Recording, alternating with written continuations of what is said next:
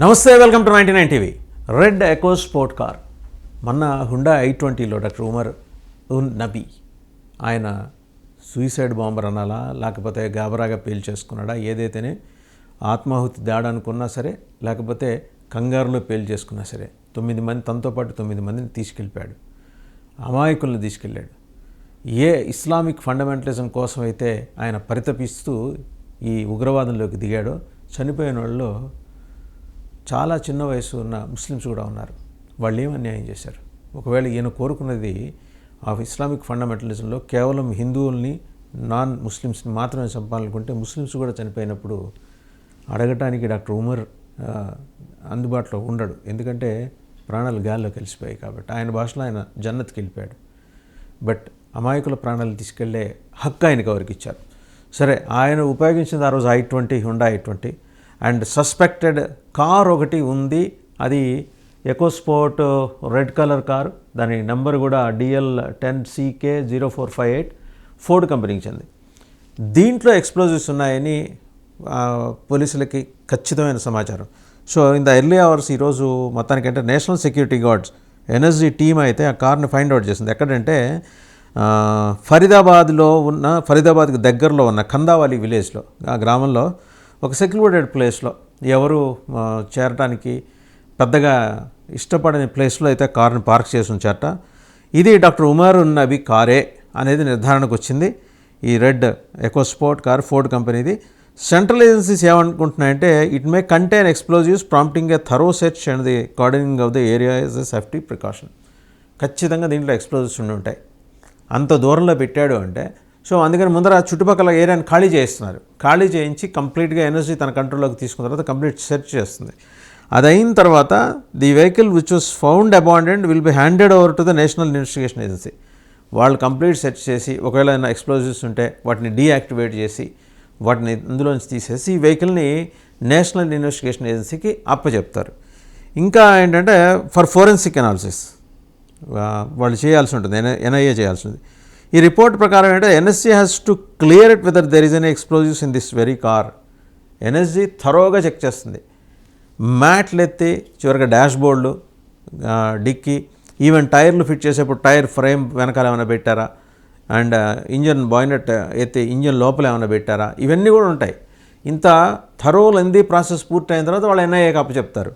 NIA ఏం చేస్తుందంటే ఎందుకని అది in secluded spot away from the public పెట్టారనే దానికి సంబంధించి NIA థరోగా ఇన్వెస్టిగేషన్ చేస్తుంది. This development is part of a larger counter terrorism operation following the deadly explosion in Delhi. తెలిసిందే డెడ్లీ ఎక్స్ప్లోషన్. ఇప్పుడు అల్ ఫలాహ్ యూనివర్సిటీ ఏం చేశారు వాళ్ళు? ఆ యూనివర్సిటీలో 4-5 డాక్టర్లు. వాళ్ళని ట్రైన్ చేసింది ఎవరు? ఎప్పుడో శ్రీనగర్లో ఒక గవర్నమెంట్ మెడికల్ కాలేజీలో పనిచేసిన ఒక పారామెడికల్ స్టాఫ్, ఆయన ఒక మౌలానా, ఆయన పేరుంది. సో ఆయన ట్రైన్ చేశాడు. వీళ్ళ ఎడ్యుకేటెడ్, ఆయన అంత గొప్ప ఎడ్యుకేటెడ్ కాదు, కానీ ఆయన ఇన్ఫ్లుయెన్స్లోకి వెళ్ళారు. ఆ ఇన్ఫ్లుయెన్స్లోకి వెళ్ళిన తర్వాత ఒక్కొక్కరికి ఒక్కొక్క టాస్క్ ఇచ్చింది జైషే మొహమ్మద్, JEM. వాళ్ళు దాంతోపాటు ఏం చేశారంటే JEMకి అనుబంధంగా ఉండే మహిళా విభాగానికి ఒక లీడర్ని, ఈ కంట్రీ హెడ్ని పెట్టుకున్నారు వాళ్ళు. ఆవిడ డాక్టర్ షాయిమా. మనం ఆమెను కూడా చూసాం. ఆమె ఏం చేసింది? ఫండ్ చేసింది, మొత్తం కార్యక్రమాన్ని క్యారీ అవుట్ చేయడం కోసం ఫండ్ చేసింది. చివరికి ఆమె కూడా పట్టుబడిన తర్వాత ముజామిల్తో సహా ఆదిల్, ముజామిల్ వీళ్ళందరూ పట్టుబడిన తర్వాత వాళ్ళందరూ యంగ్ ప్రొఫెషనల్స్. తమాషా ఏంటంటే ఆ పట్టుబడిన తర్వాత వాళ్ళు ఇచ్చిన కన్ఫెషన్లో ఆవిడైతే ఏం చెప్తున్నారు, లేడీ టెర్రరిస్ట్ ఉమర్తో కలిసిన ఇంకా చాలా కార్యక్రమాలు చేయాల్సి ఉంది అని చెప్తున్నారు ఆవిడ. ఏం కార్యక్రమాలంటే డిసెంబర్ 6 బాబ్రీ మసీద్ డిమాలిషన్ డే నాడు దేశవ్యాప్తంగా ప్రధాన ఆలయాలని టార్గెట్ చేసుకున్నాం. కాశీ, అయోధ్యతో పాటు ఇంకా ఢిల్లీలో ఇంకా important places, even international centres ఉంటాయి కదా, అవి పట్టుకున్నారంట. అక్కడ పెట్టుకుంటాం, అక్కడ బ్లాస్ట్ చేయడం కోసమని దాదాపు 200 IED ఇవి పెట్టుకున్నారు వాళ్ళు, బాంబులు పెట్టుకున్నారు. ఇప్పుడు అవి ఎక్కడున్నాయనేదే అనుమానం. ఇప్పుడు ఈ రెడ్ కారు దొరికింది కాబట్టి దాన్ని ముందర ఆ చుట్టుపక్కల ఏరియానంతా ఖాళీ చేయించి నేషనల్ సెక్యూరిటీ గార్డ్స్ అదే పనిగా వాళ్ళు థరో ఎగ్జామిన్ చేసి ఒకవేళ ఉంటే వాటిని తీసేసి కారుని NIAకి చెప్తారు. NIA ఫోరెన్సిక్ అనాలిసిస్ చేస్తుంది. ఇంకా అలాగే కారు ఇటీవల కాలంలో ఎక్కడెక్కడ తిరిగింది, దానికి సంబంధించి ఈ మ్యాప్ ద్వారా వాళ్ళు చెక్ చేస్తారు. ఎక్కడ కాంటాక్ట్లో ఎక్కడింది, ఏ ఏరియాస్లో ఫైండ్ అవుట్ అయింది సీసీటీవీ కెమెరాల్లో దొరుకుతుంది.